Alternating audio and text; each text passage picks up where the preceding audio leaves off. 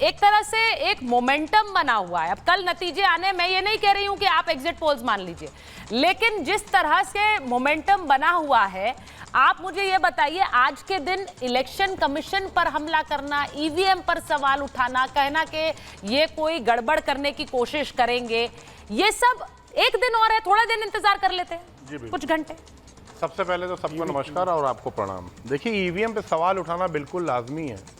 आप लोग तो यहाँ नोएडा में एयर कंडीशन स्टूडियो में बैठ के डिबेट कराते हैं, डिबेट कर रहे हैं, लेकिन क्या आपको पता है कि कल मिर्ज़ापुर में पॉलिटेक्निक में जहाँ पर ईवीएम रखे गए थे, जहाँ स्ट्रांग रूम था, उसकी छरदीवारी को जेसीबी से तोड़ के ब्रीच करने की कोशिश की? क्या आपको पता है? नहीं पता होगा। क्या जौनपुर में आपको पता है कि 600 इलेजिटिमेट ईवीएम जो हैं पकड़े गए और उसके बाद वहाँ के डीएम साहब ने माफ़ी भी मांगी? तो सवाल तो देखिए बिल्कुल उठेंगे।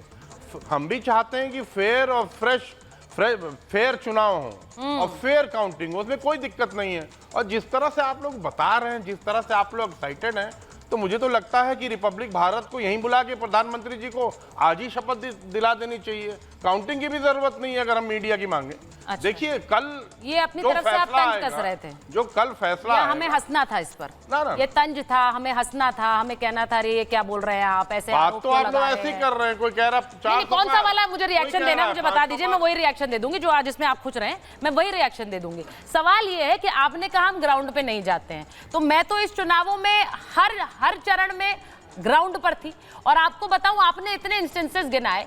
मैं एक बार शिवम जरूर चाहती हूं कि ये वो भी गिनाए कि पश्चिम बंगाल में बमबाजी भी हो रही थी, ये वो भी गिनाए कि ईवीएम चोरी करके तालाब में फेंक दिए गए, वो भी गिनाए, ये वो भी गिनाए कि किस तरह से बूथ लूटने की कोशिश आज भी पश्चिम बंगाल में हो रही है। लेकिन विवेक शैलेश जी बोलेंगे नहीं, जबकि तस्वीरों में कैद है, तस्वीरें हैं, कैमरे पे कैप्चर है, लेकिन वहां पे आपके मुंह सिल जाते हैं विवेक जी, तो उसमें नहीं जाते। मैं सिर्फ ये कह रही हूँ, कुछ घंटे का इंतजार है। बिल्कुल इंतजार। मुझे लगता है अगर शिवम, सीधी बात ये सवाल आज पूछ लेते हैं कि कल रिजल्ट आएगा, क्या उसके लिए अभी से भूमिका बनाई जा रही है? सवाल मुझसे शिवम। सुचारिता जी, बिल्कुल बनाई जा रही है। आरजेडी के मनोज झा ने कहा है इलेक्शन कमीशन को टारगेट करते हुए अधिकारियों को कि अगर ठीक तरीके से काम नहीं करोगे तो जनता जवाब देने के लिए तैयार बैठी है। इंडिया अलायंस देश में दंगा करना चाहता है, इंडिया अलायंस देश में आग लगाना चाहता है, जनता को झूठे डेटा पर भड़काना चाहता है, और चाहता है क्योंकि हार पता है, राइटिंग ऑन द वॉल है, इंडिया अलायंस जानता है, तेजस्वी यादव जानते हैं कि बुरे तरीके से हार रहे हैं, इस वजह से पहले ही जनता को भड़काने का काम एक दिन पहले शुरू कर दिया। लेकिन वो इस बात को जान लें, इस देश में इस समय ऐसे गृह मंत्री हैं जिनके जमाने में पाकिस्तानी भी अंदर नहीं घुस पाए, जिसमें आतंकवादी भी अंदर नहीं घुस पाए, जिसने घुसने की कोशिश करी और जिसने देश की आंतरिक सुरक्षा और आजादी पर चोट करने की कोशिश करी, उसको हमने घर में घुसकर मारा और 2.5 फीट गाड़ दिया। अगर इस देश में कोई भी जनता को भड़काने का काम करेगा गलत तथ्यों पर, देश में आग लगाने की काम करेगा गलत तथ्यों पर, तो उसको बख्शा नहीं जाएगा। देश के 140 करोड़ लोगों की जिम्मेदारी हमारी है। अगर झूठी खबरें फैलाकर, फर्जी ड्रामा कर कर, आईएएस अधिकारियों को, जिलाधिकारियों को थ्रेट देकर, इलेक्शन कमीशन में ड्रामा कर कर जनता को भड़काना चाहते हो और ये सोचते हो कि इस देश का लाला लैंड बना दोगे और ये हाल कर दोगे जो यूएस के इलेक्शन के बाद हुआ था, तो ये अपनी गलतफहमी अपने पास ही रखना। सरकार सख्ती से पेश आएगी और जो भी व्यवस्था में बाधा उत्पन्न करने की कोशिश करेगा उसको सख्ती से निपटा जाएगा। अब आगे आते हैं, इलेक्शन कमीशन में एक चिट्ठी लिखी जयराम रमेश ने, जिसमें उन्होंने कहा कि 150 अधिकारियों पर जो है फोन गया है, आदरणीय गृह मंत्री जो है वहां पर उनको फोन कर रहे हैं, दबाव बना रहे हैं। इलेक्शन कमीशन ने जवाब मांग लिया कि ठीक है जवाब दीजिए, तो फिर 7 दिन का टाइम मांग लिया।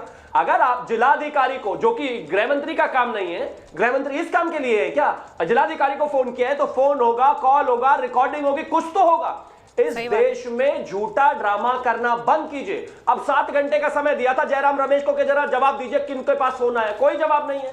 ये झूठ बोलना बंद करो भाई। और जहां भी ये कहते हैं, एक चीज देखिए, 27 राज्यों में पहली बार कोई रीपोलिंग नहीं हुआ है, 64 करोड़ वोटर्स ने वोट डाला है, बस्तर में पहली बार वोट डाला है इस देश में कई एरियो में। शैलेश जी, ऐसा नहीं है, मैंने आपको पूरा बोलने का तो ऐसा कैसे आप आरोप लगा सकते हैं? आप हर बार आरोप ही क्यों लगाते हैं? आरोप लगाने से इतना प्रेम क्यों है? 64 करोड़ आरोप लगाने से इतना प्रेम क्यों है? मुझे बस ये लगता है कि आराम से एक एक करके, संजय सराफ जी भी हैं, ऋषि जी बोलना चाह रहे हैं। ऋषि जी बोलिए, आप सवाल शैलेश जी से किस पार्टी से है? पहली बार मैं इनके साथ डिबेट कर रहा हूँ, समाजवादी। लेकिन मैं शैलेश जी से सवाल है कि मैं बिहार से आता हूं। बिहार में मैंने देखा कि आपके पार्टी के कई कैंडिडेट फाइट में थे, लेकिन राहुल गांधी वहां प्रचार करने तक नहीं गए।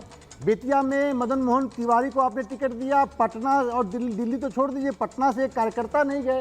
पूरे टीम जो है अखिलेश प्रसाद सिंह के पुत्र को महाराजगंज में लड़ाने में लगे हुए थे। तो कैसी स्ट्रेटजी है आपकी? राजस्थान में आप ऐसे एक व्यक्ति को टिकट देते हैं, वो व्यक्ति कहता है कि हमसे पूछा तक नहीं गया टिकट के लिए।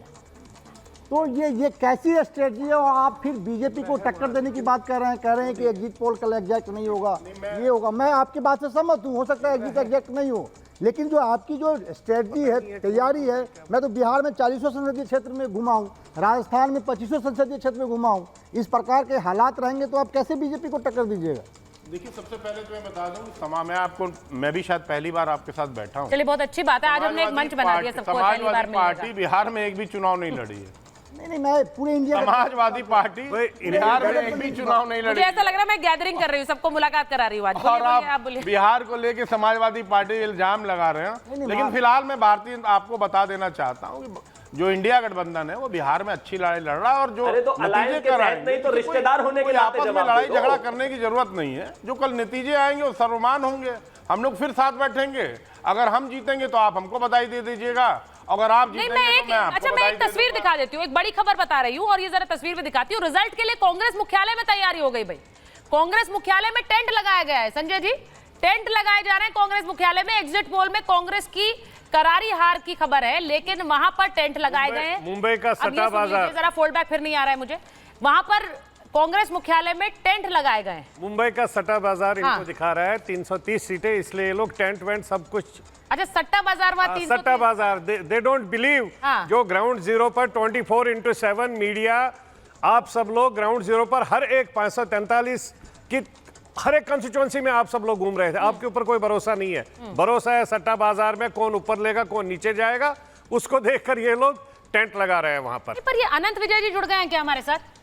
तो मुझे जरा बताइएगा। ये बड़ा इंटरेस्टिंग है भाई। शिवम, एक बात बताइए, कुछ तो होगा, इतनी तैयारी, वहां पहली बार टेंट लग रहा है, वहां तैयारियां की जा रही हैं, क्या कारण है? या फिर ये अभी कुछ घंटों तक ये दिखाने के लिए, उससे हासिल तो कुछ नहीं होगा? अटेंशन डाइवर्ट करना है। नहीं, ये दिखाने के लिए है, और वो दिखाने के लिए है, और वो परसेप्शन वॉर वाली कहानी है जिसको कल शाम से ही गढ़ना शुरू कर दिया। ईवीएम की कहानी ऑलरेडी लेकर आ चुके हैं, डीएम्स के पास फोन जा रहा है, ऑलरेडी इस बात को बता चुके हैं, अलग अलग राज्यों में प्रेस कॉन्फ्रेंस कर कह रहे हैं कि चुनाव आयोग बायस काम कर रहा है। और इसके अलावा जितने भी प्रवक्ता अगर आप टीवी पर देखेंगे तो वो भी कहीं ना कहीं इलेक्शन कमीशन को ऑलरेडी गरियाते हुए नजर आ रहे हैं। आज ही अगर हार मान लेंगे तो कल इस बात पर अपना एजेंडा कैसे बिल्ड करेंगे कि ये देखिए रिगिंग हो गई है, चुनाव आयोग ने फिर से पार्शियलिटी कर दी है। लेकिन मुझे तो उस टेंट वाले पर बेचारे पर आ रहा है, जो भी काम वाम करता होगा, भैया ये पैसे देने वाले लोग नहीं है, कांग्रेस वाले भाग जाने हैं। 12 बजे के बाद तो ये जो आपके जितने भी गेस्ट कोऑर्डिनेशन के व्यक्ति हैं ना, शुभम और ये सब लोग जिन्होंने कल के लिए गेस्ट किए होंगे, कांग्रेस के सारे गेस्ट भागने वाले हैं, स्विच ऑफ करके एक नहीं दिखेगा आपको। और ये लड्डू बनाने वाले और ये टेंट वाले, भैया एडवांस पैसा ले लो इन कांग्रेसियों से, इनका पुराना नाता है, घोटाले से पैसे लगवा लेकर भाग जाएंगे, आपके एक नहीं देने वाले।